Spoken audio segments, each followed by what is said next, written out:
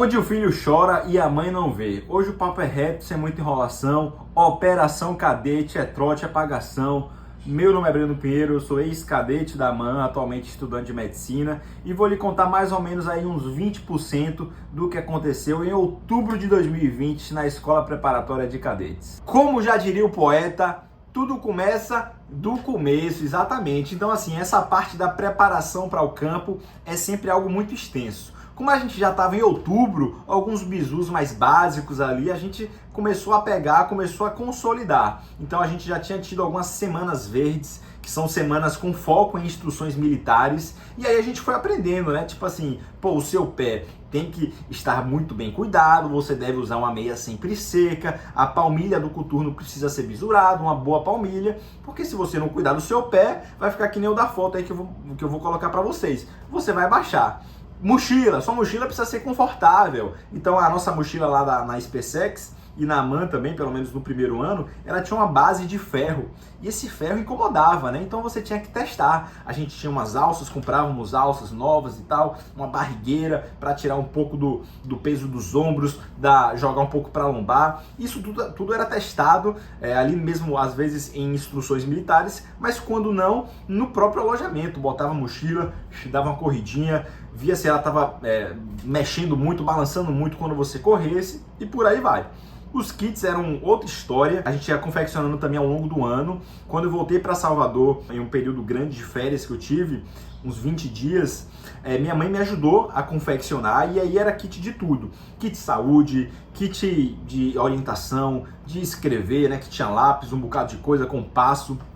Enfim, e esses kits tinham de ser meio que lacrados realmente por uma borracha, aquelas borrachas de pneu mesmo. Então a gente passava nas borracharias, pedia: ô meu irmão, você consegue me dar essa borracha aí? A galera geralmente descarta, e aí cortávamos e botávamos bonitinhos ali no kit, porque não poderia entrar água, né? Então a nossa intenção era fazer um material quase que impermeável. Então assim, na mochila tinham esses kits iam em alguns sacos. Esses sacos plásticos mesmos, a gente fechava com essas borrachas que eu comentei, e aí, guardando isso tudo, tinha um grande saco impermeável que a gente comprava, era até carinho, e era um saco que você fazia algumas dobras realmente para evitar que qualquer tipo de água, de umidade entrasse, e você fechava com um jacarezinho, como se fosse um clips, né, para tentar garantir com que as coisas que você fosse levar para o campo tivessem vida útil. Então imagine aí, imagina se seu material de higiene, na primeira vez que você for para a água, que todo mundo sabia que isso ia ocorrer, imagina se esse material ele estraga, acabou seu campo. Aí é pancada em cima da sua carcaça, beleza? Uma vez tudo isso arrumado, bem ajustado, é hora do aprestamento. O aprestamento nada mais, nada menos é do que a hora de você mostrar isso tudo que você preparou para o seu tenente, o seu comandante de pelotão. A Operação Cadete foi o único campo lá no meu ano, porque a gente estava em pandemia e o outro campo que acontecia geralmente antes, um campo menor chamado Tenente Porã, não ocorreu. Mas voltando para o aprestamento.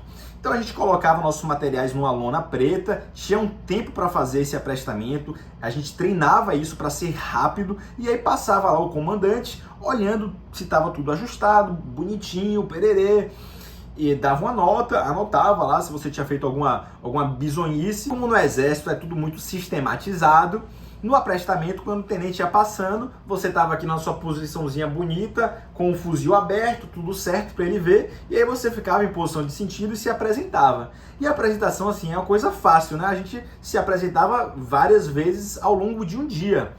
Então você falava tipo assim: aluno 4112 era meu número, Pinheiro, da primeira companhia. E ficava em posição de sentido, o tenente olhava tudo que tinha que olhar. E aí eu comecei a olhar uma galera bisonhando, pô, tipo assim, trocando a ordem, e eu não acreditei. Eu falei: porra, não é possível, velho.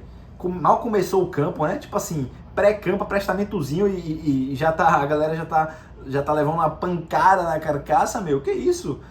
E aí quando chegou minha vez, eu falei: não, deixa comigo. E bisonhei também, pô. Inacreditável. Eu fiz a maior estratégia mental assim de: não, Breno, você vai ficar na moita esse campo. Vai ser um bom campo, uma excelente experiência, você vai sofrer, mas eu não queria sofrer mais do que ninguém, né? Queria ali passar pelo que todo mundo passa, na média. E aí já comecei errando também desculpe o palavreado, a zorra, não xinguei não, né? Então aí pode. A zorra da apresentação. A tenente já me aloprou, me deixou por último para ser visto, e eu fiquei lá segurando a zorra do fuzil, já começando a doer, mas beleza.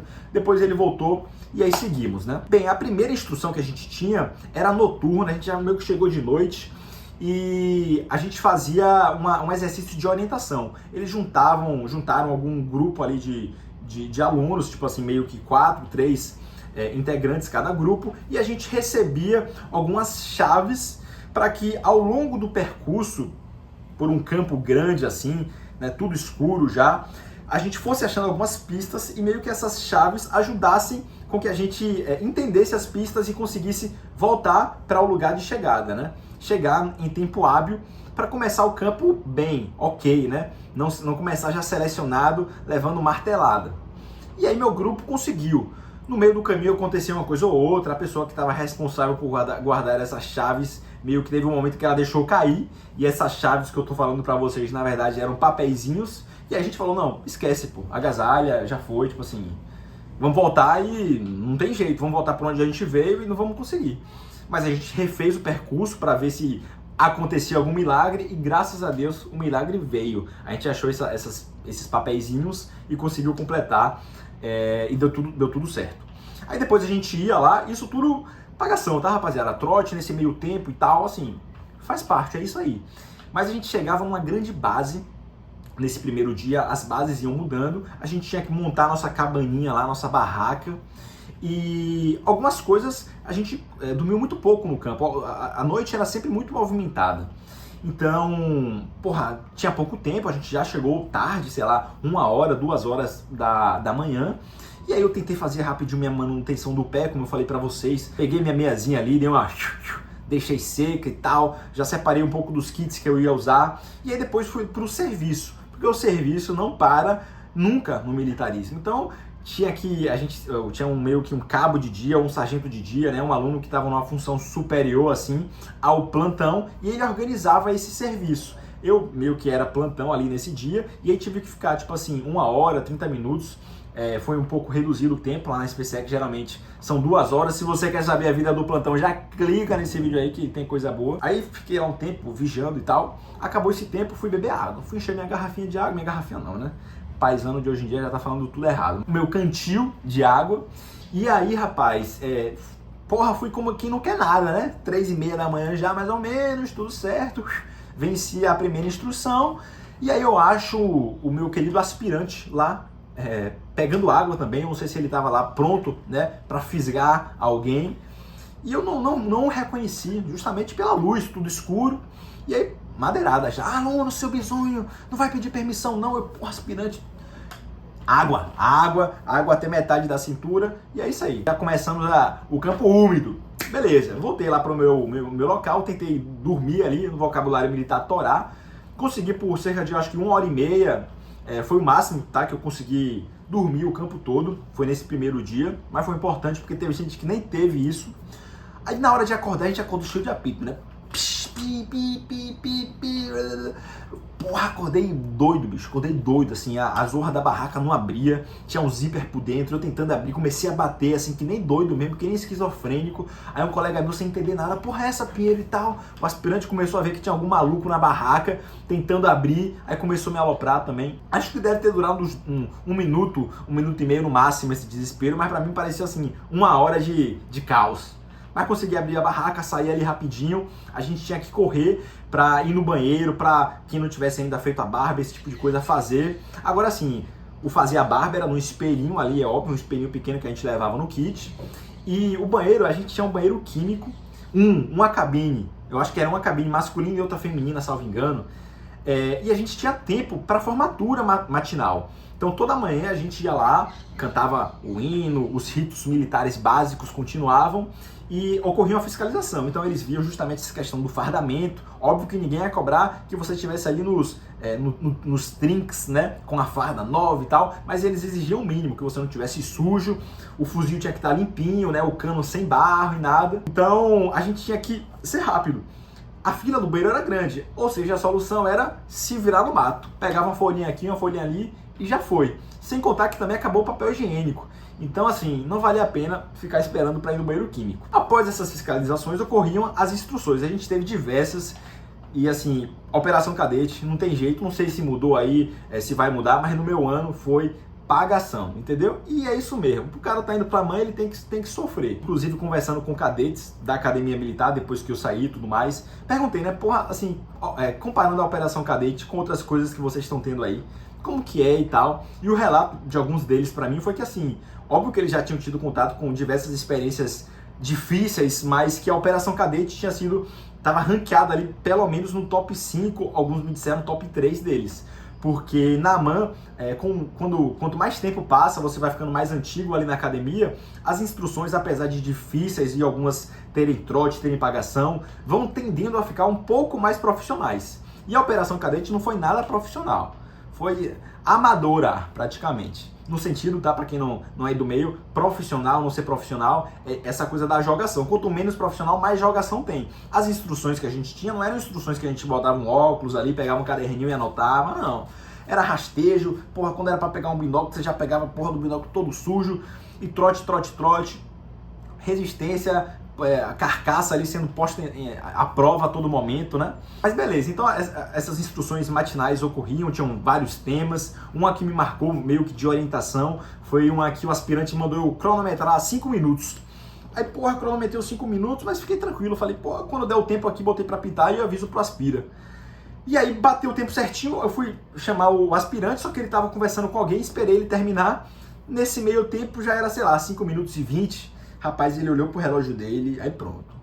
Caralho, aluno, se você fosse médico, se você fosse escritor, advogado, tudo bem. Mas 20 segundos, aluno, mata um pelotão inteiro. E eu, porra, assustado. Eu acho que eu não tava nem mais assustado, já era meio do campo, mais ou menos isso. Já tinha, tudo que aconteceu já tava Brasil aspirante. E dá-lhe pagação. Mas beleza. Teve um momento interessante que foi a instrução da infantaria. Eu acho que essa foi, assim, uma das mais vibrantes. E apesar, assim, de ter tido muita ralação, talvez uma das mais profissionais, porque, porra, a gente tinha que percorrer um caminhozinho, assim, de lama, quase que submerso, só a cabeça pra fora. Aí tinha uma história de eliminar os inimigos, meio que tinha alguns aspirantes atuando, assim, e a gente passava nesse caminho, e quando a gente visse alguém, alguma coisa, a gente tinha que atirar, porque a lógica é que a gente estava em território inimigo. E aí, assim, porra, o meu grupo foi padrão, tá? Eram as 3 pessoas também, mas se alguém bisonhasse, não visse um adversário de guerra ali e tal, o cara te matava, você tinha que colocar seu parceiro na carcaça ou seu parceiro te carregar, e aí as coisas ficavam mais difíceis, né? Perdia um pouco da emoção e começava a ficar trágico, desafiador. E aí essa instrução da infantaria foi maravilhosa, pô, desde o início até antes de começar isso tudo, porque, porra, não tem jeito, né? Assim, não tem um respaldo para comentar como é lá na AMAN, só até onde eu fui, o meio do primeiro ano, mas em termos de vibração, assim, pelo menos o aluno da SpaceX, quando ele escuta infantaria, ele fica doido da cabeça. E após essa instrução da infantaria, a gente teve um momento de banho. Pois é, aí você já imagina, né? O luxo, porra, aluno tomando banho, Mas assim, foi um banho diferenciado, um banho de 30 segundos para só tirar esse excesso de lama. E a gente não podia demorar mais, porque senão a gente tomava tempo do colega ali que também estava esperando para tomar banho. Vocês devem estar escutando aí um barulho de passarinho, tá rolando um UFC aqui de canarinho em frente à minha janela. Mas enfim. Então após esse banho, o tenente falou, ó, quero que vocês coloquem um nono uniforme, o camuflado, que depois a gente vai ter uma conversa aqui e tal. Eu falei, beleza, né? E aí ele deu um tempo pra gente colocar o fardamento, um tempo muito curto, como tudo que acontecia era também em tempo escasso, e aí a gente voltou. Só que no que a gente voltou, pô, a galera voltou mulamba, assim, porque tava no meio do campo, as coisas já meio desorganizadas, uma dificuldade às vezes pra achar roupa, pra achar bombacha, e aí voltou a galera com o coturno desamarrado, e o tenente não gostou nada disso. E aí começou um desafio, assim, meio round 6, de colocar outros uniformes. Então, assim, a gente veio errado no primeiro momento, o tenente pediu pra gente, ó, aluno, como os senhores foram incompetentes, não conseguiram colocar o nono fardamento, voltem com o TFM. E aí, adivinha, na hora de voltar com o TFM, o guerreiro que se chamava João voltava com a roupa de Caio, pô, tá ligado? E aí, de novo, a gente voltava pra botar a zorra do nono uniforme. Isso demorou um bom tempo, assim, não sei se 1 hora, e meio que o tenente, assim, pegou ar com a gente. Não sei se isso já tinha sido planejado por ele, provavelmente sim, mas só sei que o resto da noite foi pagação, pô. Ele tinha separado, assim, depois só ele revelou isso pra gente, mas ele tinha separado algumas pessoas do pelotão para dar menos trote, de modo que essas pessoas, assim, ajudassem os colegas, né, fossem algum suporte, alguma base.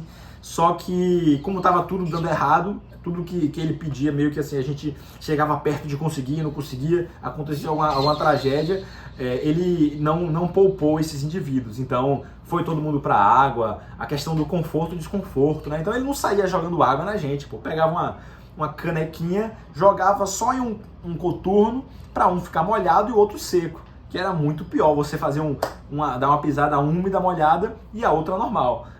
O conforto ou desconforto é muito mais desagradável do que o desconforto.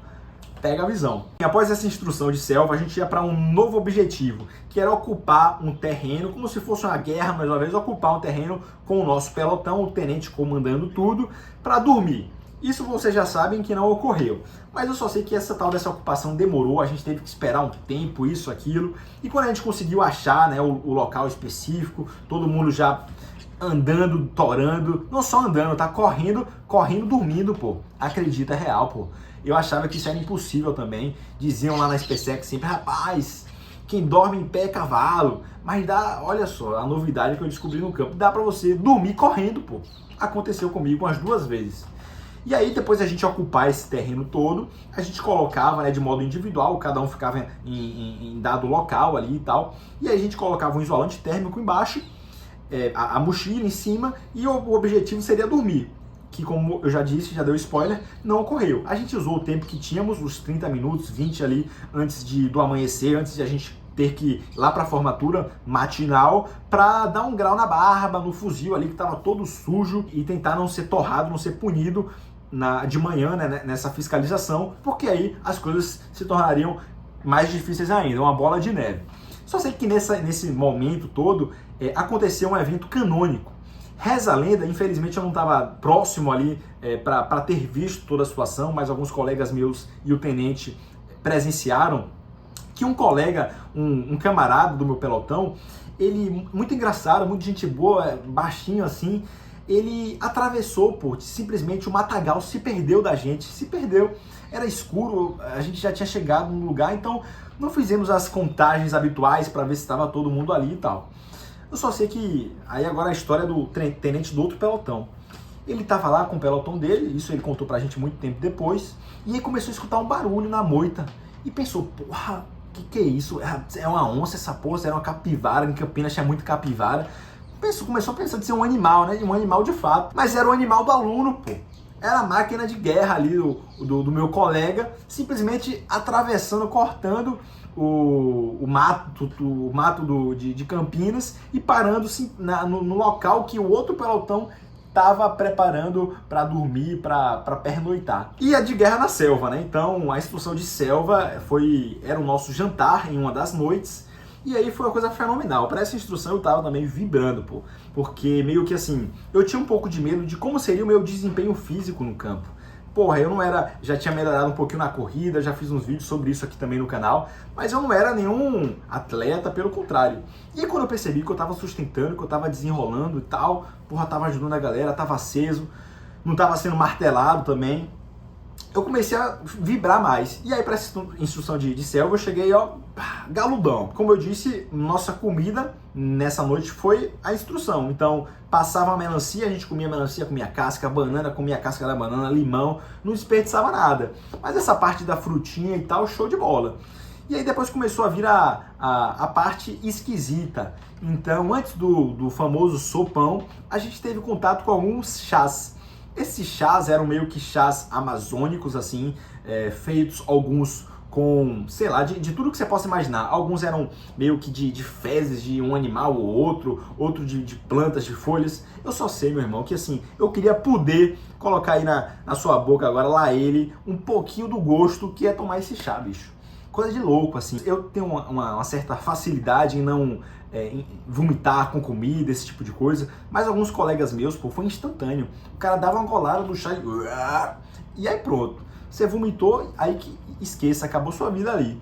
Teve um aspirante que, para ajudar, ajudar, né, um grande parceiro meu, ele colocou um ovo, pô, lá ele novamente, mas não tem jeito, foi um ovo mesmo de galinha, com a casca e tudo, na boca do cara, pô. O cara tinha vomitado, ele foi tomar o chá com a zorra do ovo na boca, quebrou o ovo lá dentro, e aí pronto, você pode imaginar, vomitou de novo, um caos, um caos. Era um, tipo, arquibancada, sabe, com 3 níveis, assim, no meio do mato, tudo escuro, e a gente ficava lá, né, eles falavam algumas coisas, explicavam uma coisa ou outra, fogo e tal, e tinha teve esse momento do chá. Outro momento também fatídico de todo o campo, eu acho que não é um tema cuidadoso, assim, polêmico, mas não é surpresa para ninguém, que o militar, ele passa ali em algum momento, no meu caso foi na Operação Cadete, por uma instrução que ele tem que aprender a lidar com a situação triste de eliminar, né, de acabar com a vida de um animal. Então a gente teve essa experiência com coelhos e galinhas, eles selecionavam meio que alunos específicos, fossem aqueles muito bons que eles queriam ali mais uma vez pôr a prova, ver se o cara era macho mesmo, ou aqueles alunos que tinham já que teriam provavelmente alguma dificuldade com esse momento. Então tinha uma aluna, né, mulher, que era vegana ou vegetariana, e aí foi escolhida para acabar com a vida do coelho.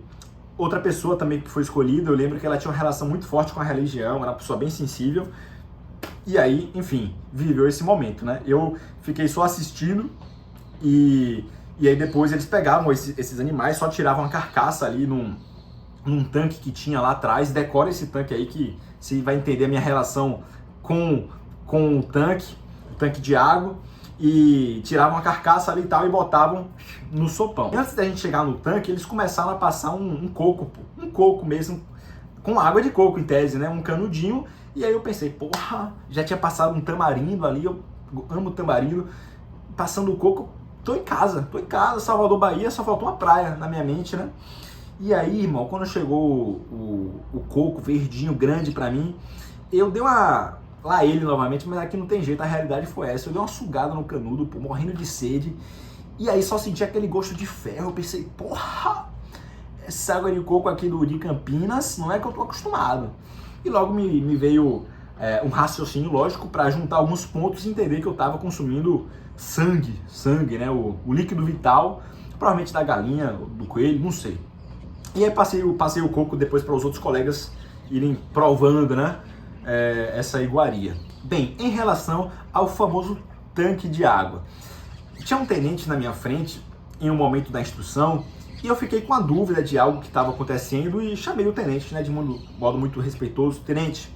E fiz uma pergunta, não lembro mais hoje em dia qual foi a pergunta, mas foi uma pergunta assim que foi um pouco baseada, sabe? Eu dei uma paisanada assim, tipo, não cheguei a rir na pergunta, mas dei aquele riso tímido, aquela curvinha no final da boca, sabe? E o tenente, que não é bobo, percebeu.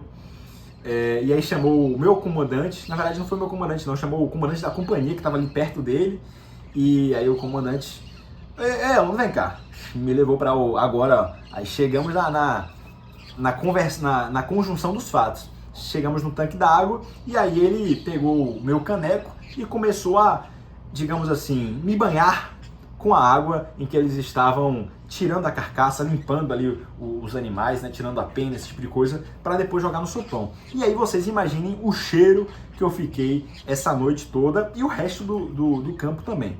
Enfim, mas vibrando, pô, voltei vibrando. Hora do sopão. O sopão da minha companhia foi um sopão especial porque foi o último sopão. As outras companhias já tinham passado por esse momento. Reza a lenda que quando fizeram o sopão da minha companhia, eles não tinham mais nem, tipo, tempero, não sei se era tempero, mas assim, algumas coisas que deixavam o mínimo gosto para o sopão, o mínimo gosto de vida, né? Não tinha. E, para além disso, eles jogavam o que sempre colocam, né? Então, além dos animais, terra, tudo que você possa imaginar.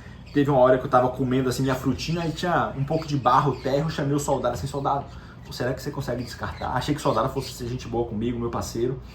E aí ele, porra, aluno, quer que eu descarte, né? Pronto, pode deixar. Aí eu só olhei lá pro colega soldado, que tava no outro lado do apito, nessa instrução, né? E jogou a zorra do barro todo no sopão. E eu, Brasil, soldado, é isso aí. Então ia de tudo, né? Eu lembro que quando eu tava com medo, eu não sabia se era fruta ou se era meio que carne crua. Eu fiquei pensando, porra, será que os caras cozinharam essa porra mesmo, tá crua? Mas botei pra dentro, tô vivo e é isso.